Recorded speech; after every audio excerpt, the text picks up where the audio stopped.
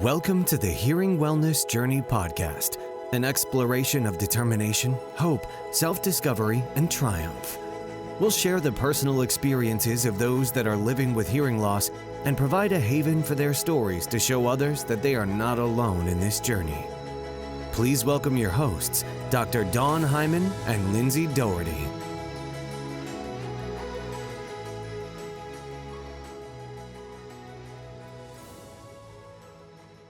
Welcome, Kellina. Can you tell us how old you are and just a little bit about yourself? Yeah, for sure. I am 23 years old. I am located in Canada, Toronto. Woohoo! And I am a deaf advocate, so especially on social media and even on podcasts. I have been on so many people's podcasts as well. And I'm being advocate on Clubhouse as well. Like it's actually another audio app, so which is cool. I was able to teach people how to be more inclusive on an audio app, which is pretty cool. I am finally graduating this month actually from psychology, and yeah, so it's really exciting. And I'm actually going to do a postgraduate certificate program in mental health, and because I wanted to open up my own mental health coaching business to help those who are in need, especially in the deaf community, because my interest has always been helping other people. And because I never met someone that is deaf and is a therapist. So it's very rare to see nowadays. So I'm willing to take that step and be the first one coming out. I love that. I do agree with you. I think there is such a need for hearing health professionals, will say. Someone who gets it about hearing loss, even more so if you're living it, and then can help with. So I think you're going to fill a huge need in this world. I am so happy for you. Congratulations on finishing the one program and good luck in the next one for sure. Thank you. That's so exciting. So can you tell us, at what point in your life did you or someone else realize that you weren't hearing so great? I would say my hearing loss started when I was 4, at the age of 4. And I would say that day, I went to daycare actually, and I had an ear infection. And the doctor prescribed me a prescription, like an eardrop, and the daycare did not follow the instruction. However, it made me lose my hearing. And so that day when I went home, my hearing just dropped in one day. So it was unbelievable.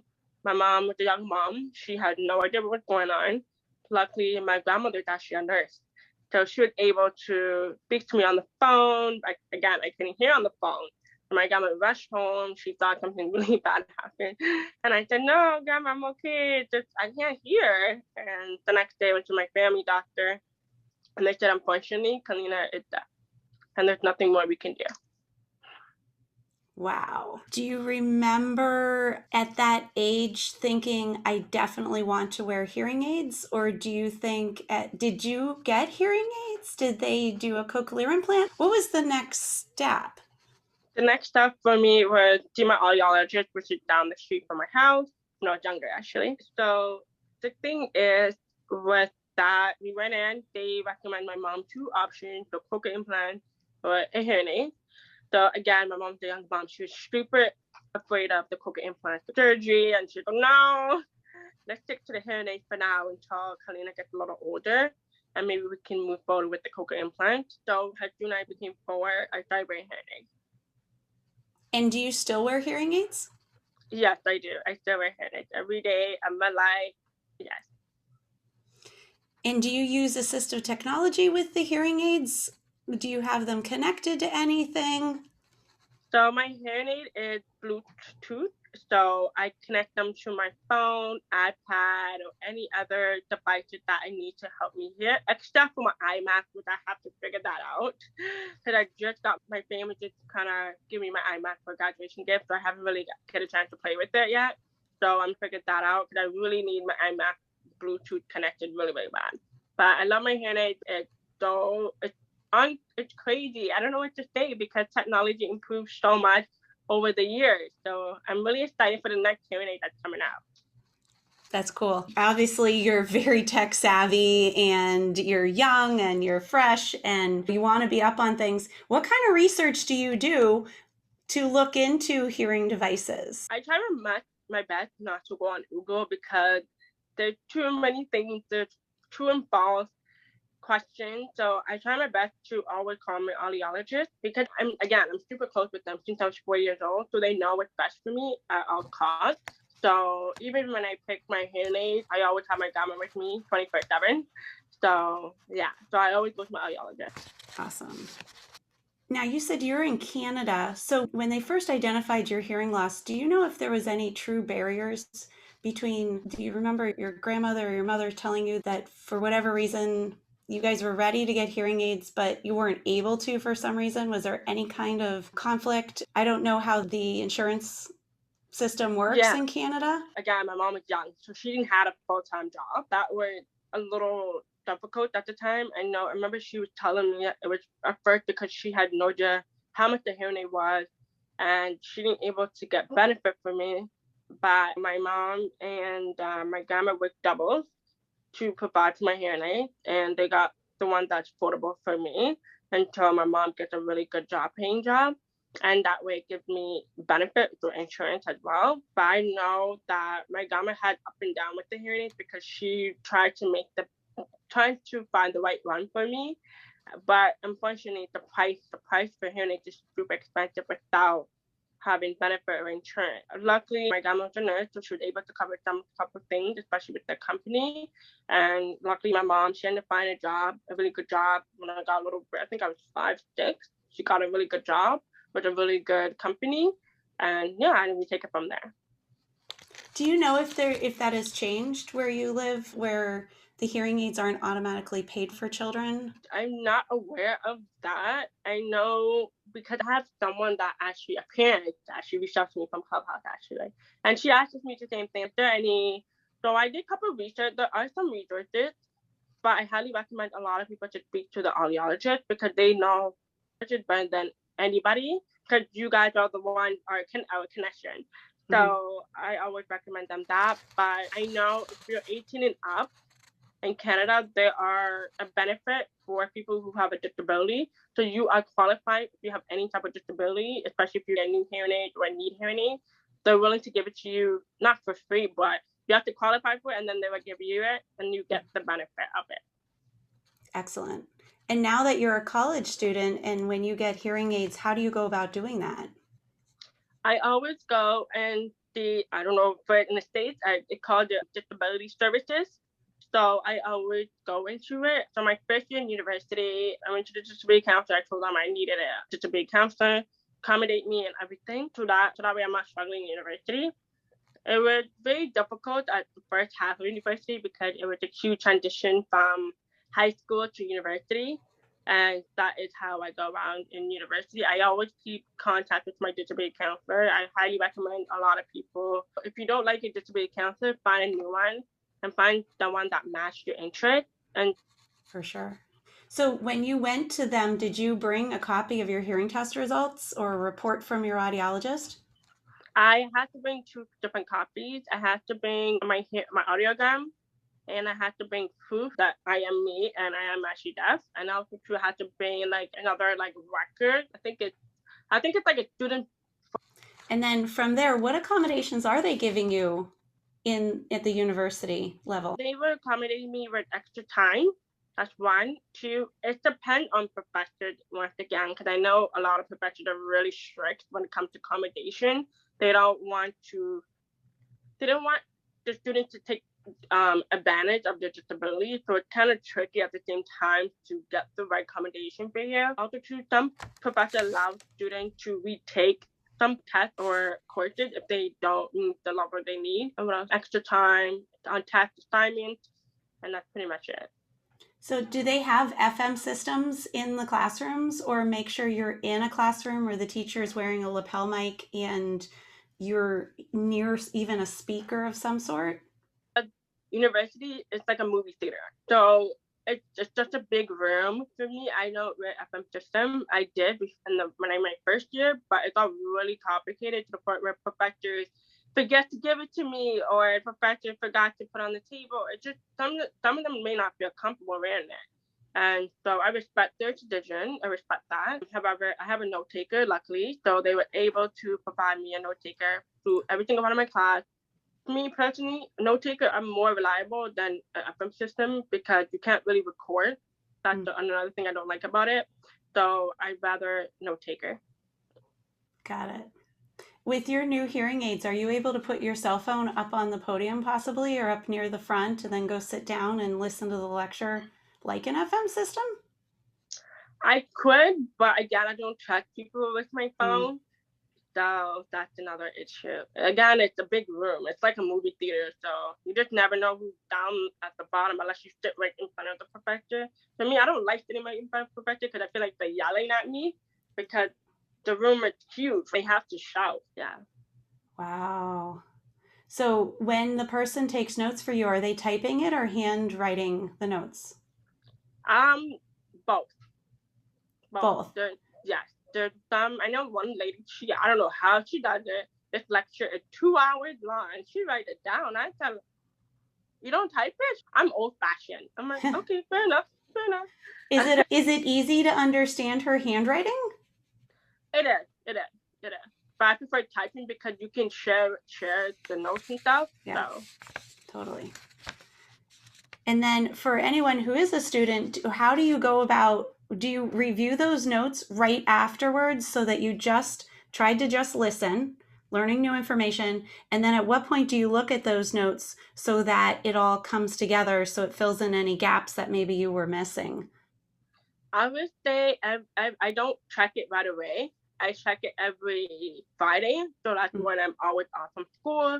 Make sure I get all my notes, make sure I catch up with everything, because you have to remember the office hours and professors are every other week. So you won't able to check it out right away. So that's another difficulty thing about professors. But I check my notes every weekend to make sure I'm on task with things. The only thing that I would check right away, if it talks about like tests or assignments or exam, that's when I would check right after. Got it. Have you considered, or do you set up the visual closed captioning on your phone during the lecture so you can look down at your phone and it is transcribing the professor's voice while you're sitting there? I wish I did that my first year, but I did not pick up everything again because the professor in the lecture, they have their own microphone. So sometimes the microphone doesn't work and they're yelling. The second thing is they will be too far away from me, even though I was sitting right on the corner, so that way you can pick it up, so that way my phone and the speaker can actually speak. And it was not good. So it was really tough. How much extra energy do you think you use to listen to a lecture than the average person? It's 110%. If I can go way beyond that, yes, I will put that number extra work. And I know people, there's times where I don't want to go lecture, to be honest. There's times where I listen. I'm sorry, for too long, especially if the class is 3 hours long. I get fed up with it, and I said I'm going because I can't hear. What's the point? And I always tell my note taker, and I'm really close with every single note taker I have in every single class I have, just to let them know, hey, I appreciate you writing my note. I always give them a gift card to appreciate them because I really do. I don't know how they do it. I talk to them, and I wish they were getting paid to do this, but some of them are not getting paid. So I'd rather pay them on my own. And I'm like, hey, here's $100. Thank you so much. Or even a gift card, because some of them are not getting paid. Wow. That's really you, that you appreciate them. And it's amazing what you're doing to achieve this degree. And a lot of us take our hearing for granted, and it's just something that we passively do.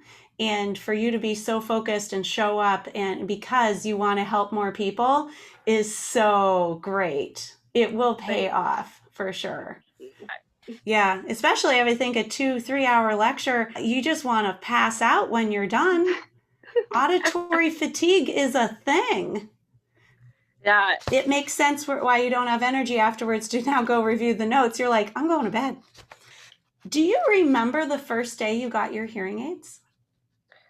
I remember it like it was yesterday. You do? What happened? Yeah, I remember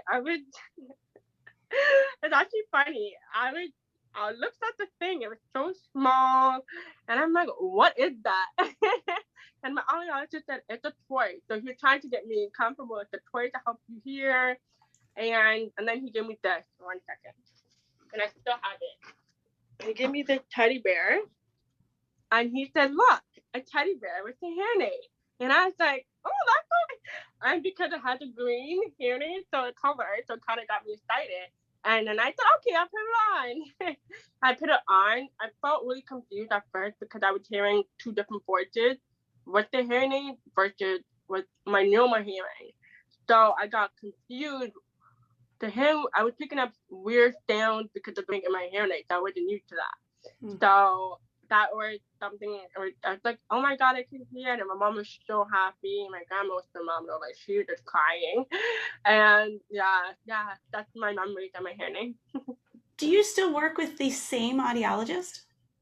You do? Yeah. Who's your audiologist? And it's Chris. I forgot the last name, but they're amazing. That's awesome. And where are they? They are in downtown Toronto. It's called Union Hearing Aid. Union Hearing Aids. That's so cool.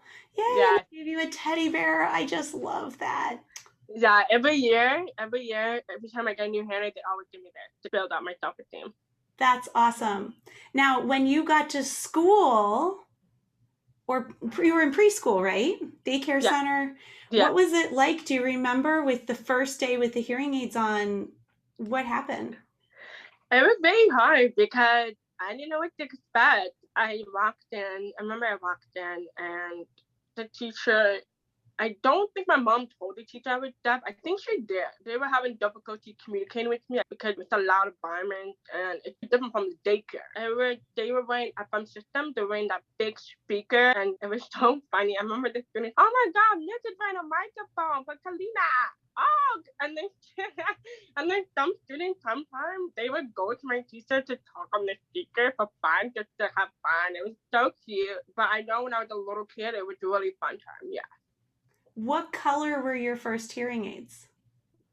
It was a right. I think I don't even have them. It's like those little small ones that you just put it in. It didn't have the tube. It had just that little thing right here. Just that little, yeah. And they were light brown? Yeah, they were brown. Yeah. Yeah. And now you're wearing over the ear, behind the ear? Yes.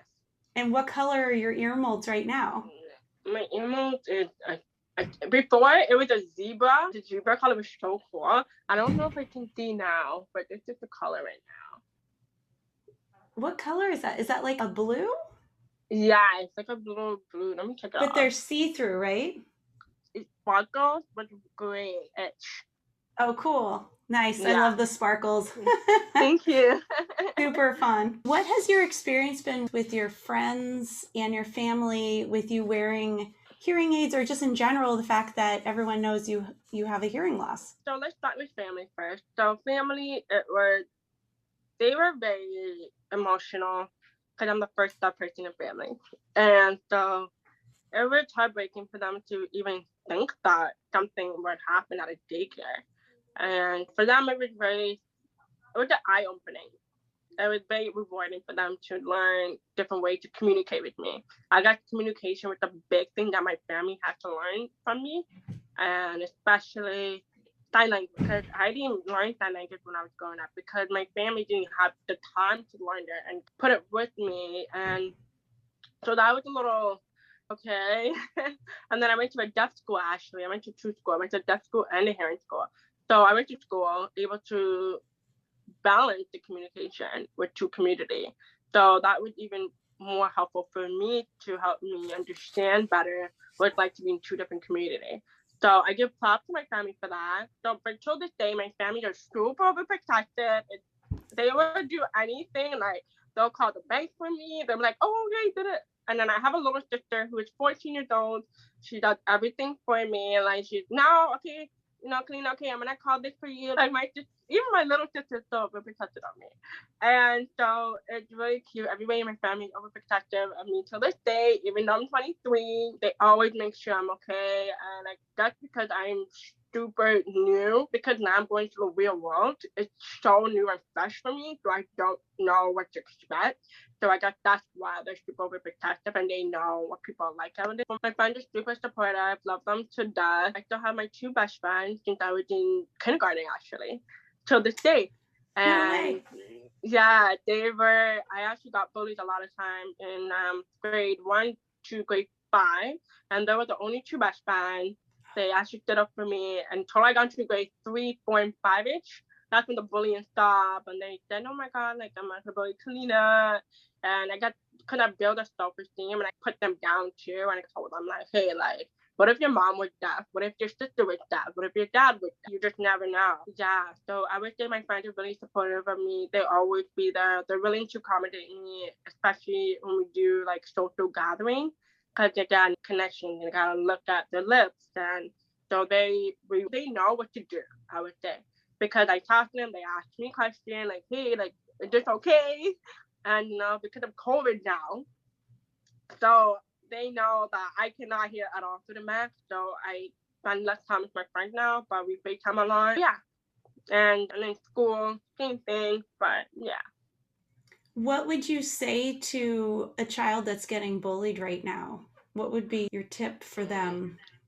I would say do not be afraid to tell the teacher, even though you may tell them about the bullying, keep telling them until they fix it. Because that's what happened to me. I got bullied so many times and they didn't fix it until I said something, until my mom came to the school, and then they fixed it. So I wanted to tell kids who are being bullied right now, keep telling them, do not be afraid. Don't ever say enough is enough. Always keep fighting it. Be like, I can do this. I can fight this. So don't ever think that you should allow the bullying happening. Keep happening. So true. You have to self-advocate, but also believe that you are worthy of not being bullied. Exactly. I think so many kids don't believe that. They start to believe whatever the bully's saying, and it's not true. Those people obviously feel terrible about themselves, so that's why they try to put others down. Yeah. I think in the future, you'll probably help a lot of kids that are struggling, even if they're not being bullied, to know that you need to work extra hard when you're young just to do something like learning, because so much of the learning is a verbal lecture. Yeah. On your bad days, how do you show up at a lecture that you don't want to go to and you're tired? What do you do to get yourself out of bed and in that classroom? I would say I honestly just go to class for 1 hour. At least that is worth something. And for me, if I have a bad day, I literally take the day off. Like, I won't force myself. If my body is telling me and my ears are tired, I would take the day off and just relax for a day and turn off my phone and watch Netflix, because I love Netflix. Who does not love Netflix? A movie for a day and just take some time to yourself. And I feel like a lot of, especially college students and university students, they took so much pressure on themselves. And I keep telling people, no, your health comes first. At the end of the day, the grades will come later. Like, let's knock on wood, you passed away tomorrow. Why? Because you did not have enough rest. And then when you die, you're gonna blame yourself. I should have not took this serious, where I should take a day off. A 1 day does not hurt to rest. So true. So true. I have a college student right now, and we talked a lot about study skills and learning what works for you so that you can be successful, and knowing that you can fail something and it's no big deal. You can always retake it. Or if you're struggling, try to figure out what works. So what is your method? Like, are you a visual learner more? And what is the process if you say, okay, I want to do well in this one class? What does that look like for you, knowing that you're going to need to look at these notes on Fridays that somebody types up for you or handwrites? What does your study skill plan look like? So every day I have out a schedule. So 1 day I would study the lecture note, and then the next day I study the PowerPoint. So that way I'm not overwhelming myself too much. The one thing that my deaf teacher recommended me when I was in high school moving forward, she noticed I studied too much in 1 hour. Your brain cannot function so much when you study for 1 hour. You need to give your brain a break. So study for 30 minutes. Turn off your phone, 30 minutes study. Take a break for 1 hour, or take a break for 40 minutes. Because that way your brain can cope with it. Or take a nap after you're done studying, because that's how your brain forgot all the memory. So I always recommend a lot to a lot of people in that sense of like how to study. Because for me, everything's been going on, like going well. And because if you're a visual learner, your eyes are tired. So you have to take the break. Absolutely. Oh my gosh, this is such good information, even for anyone. I never thought about that. It's great. Turn off all distractions, study just for a half hour solid, and then give yourself a break. You will retain that information more, and you'll be more likely to get back to the next half hour when you're ready. Brilliant. So good. Of all the things that we talked about, what's the most important information that you would like our listeners to know and understand? I would say to be yourself. I always tell people, do not think or compare yourself to other people. Everybody have different paths in life. That path is not meant for you. You are here for a reason. You are here to choose your own path. And I feel like that's a lot with high school, college, university students. People try to compare themselves to other people. And I always tell people, it's okay to fall behind or go 10 times step forward. I have friends that are stressing out because of, I don't know. And I always tell them, don't look at me because I have a brand new car, or I have a house, or I have this, or the only way to become successful in life is actually understanding your disability, or not if you don't have a disability, but actually understanding yourself. Because the only way to move forward and have a successful life, especially future, you have to understand yourself and your disability and your mental health, because that's the only way you can become successful. Awesome. So good. What I find really interesting is that you and I met on Clubhouse, which was an audio only app. You came into a classroom, I think, that I had that was just to talk about hearing loss stories, in which it's just so fantastic. So how do you navigate Clubhouse, which is all auditory, and your handle is Deaf Queen, right? Yeah. How do you do it? I would say I honestly take a break from Clubhouse. I don't want people to think I'm on Clubhouse full time. Not that I'm not, because I need a break from the voice. I would say I have caption on the side on my different phone, which is on this phone. I have two phones. So I play it sometimes on the speaker and let it go through the caption, or I just listen to it in my Bluetooth, because my Bluetooth is like my earbuds. So it's really well. I participate in a lot of rooms that is beneficial for me and help others to be more inclusive. So that's how I navigate with Clubhouse. Do you have any of your own rooms? Have you led some rooms? I'm actually doing rooms with a friend of mine. Her name is Michelle. She's another big deaf advocate as well in Clubhouse. She's amazing. Oh my gosh, she's literally my mother. So I've actually helped to run her room together, because me and her are the only two deaf people actually going big on Clubhouse, actually. People be like, Kellina or Michelle, and I'm Kellina. And I'm like, wait, my name is getting popular? And me and her together, been working on the room together. And it's called Deaf Invisibility. I'm pretty sure that's what it's called. So me and her been doing that room. Every Monday, we have a room now at 6 o'clock, 6 p.m., talking about deaf experience on Clubhouse and how can we make an improvement on Clubhouse. That's awesome. Is there any way that people can reach out to you or DM you? How can they find you? Everybody can find me on my website. It's called KellinaEmpowerment.com. Twitter, Cutie Kellina. Third thing is Instagram, Deaf Queen Boss, and TikTok, Deaf Queen Boss. And luckily, I'm starting my own YouTube channel to talk about my deaf experience and telling people what it's like in the hearing community. And it's called Deaf Queen Boss as well. That's awesome. So anyone who's listening or curious, if you, we're going to have all the resources and the transcription of this, as well as you'll be able, if you're listening to us on a podcast, truly auditorily, you'll be able to see Kellina, wave, and me, but we have the whole podcast closed captioned and have the entire thing transcribed as well, so you can read it if you want, or you can just watch along. But all of Kellina's resources will be there, so feel free to reach out to her and ask her any questions. Subscribe to her new YouTube channel when it's up. And Kellina, I can't tell you thank you enough for educating us, for being who you are, and inspiring us all as well. Thank you so much for having me today. You're amazing. So I hope to collaborate with you, and I'm going to have to check out your room with Rochelle on Mondays at 6 o'clock. Is that Eastern Standard Time? Yes. Okay, perfect. All right. You have a wonderful weekend, and thank you again. No problem. I hope you have a good day. Thank you. Bye.